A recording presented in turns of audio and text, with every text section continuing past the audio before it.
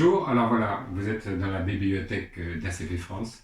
Donc je voulais vous présenter les livres de Carl Rogers en français. Donc une petite bibliographie parce qu'il existe beaucoup de livres en anglais, en espagnol, mais en français, tous n'ont pas été traduits.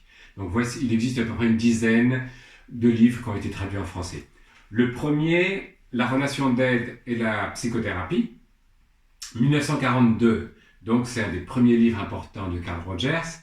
Et c'est intéressant parce que les idées sont encore en germe, donc ça permet de saisir un peu l'évolution de la pensée de Carl Rogers. Donc je vous le conseille.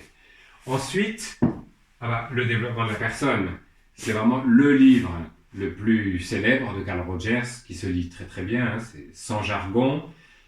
Il est constamment réédité en français, donc vous le trouvez très très facilement. Vraiment, c'est le plus beau livre. Si vous voulez vraiment une première approche de l'œuvre de Carl Rogers, c'est ce livre-là qu'il faut lire.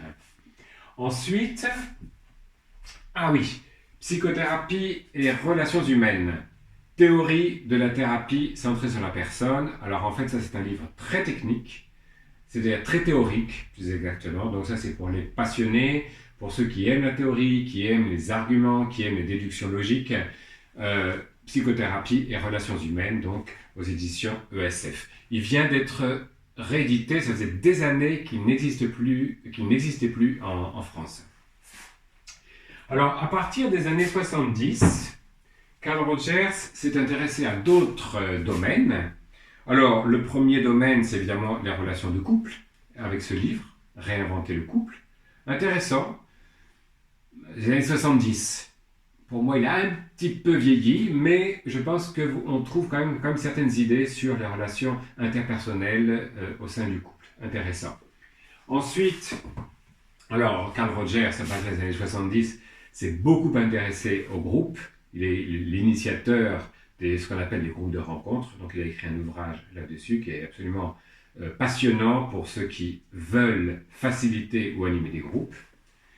Et enfin, un des livres clés en pédagogie et en éducation, très connu par les pédagogues, c'est Liberté pour apprendre. Alors, le nom dit tout. Et j'avoue que, alors là, pour le coup, c'est un livre qui n'a pas vieilli du tout. Si le système éducatif pouvait encore s'inspirer de certaines de ces idées, je pense qu'on aurait des enfants, des adolescents beaucoup plus épanouis, des adultes beaucoup plus libres. Donc, Liberté pour apprendre, un très beau livre qui n'a pas vieilli d'un poil. Et enfin, alors, oui, celui-là, un manifeste personnaliste, c'est un des derniers livres de Carl Rogers, 77. 77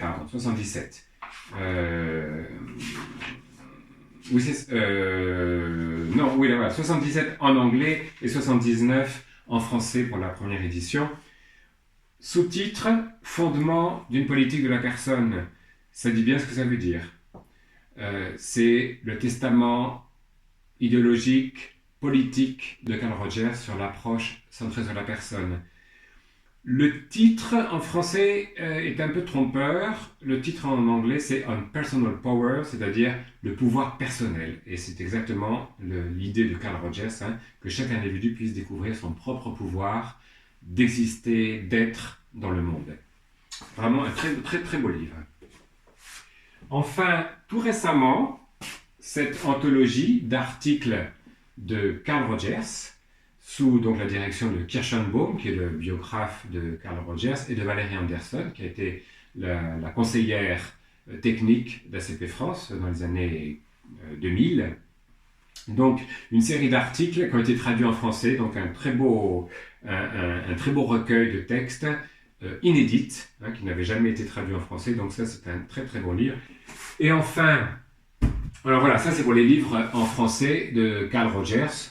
Alors il y a un autre qui a été traduit en français, c'est l'autobiographie de Carl Rogers, mais alors elle est complètement épuisée, elle est franchement introuvable, à moins que vous cherchiez sur des plateformes. Et par chance, vous pouvez peut-être la trouver, je suppose, assez chère.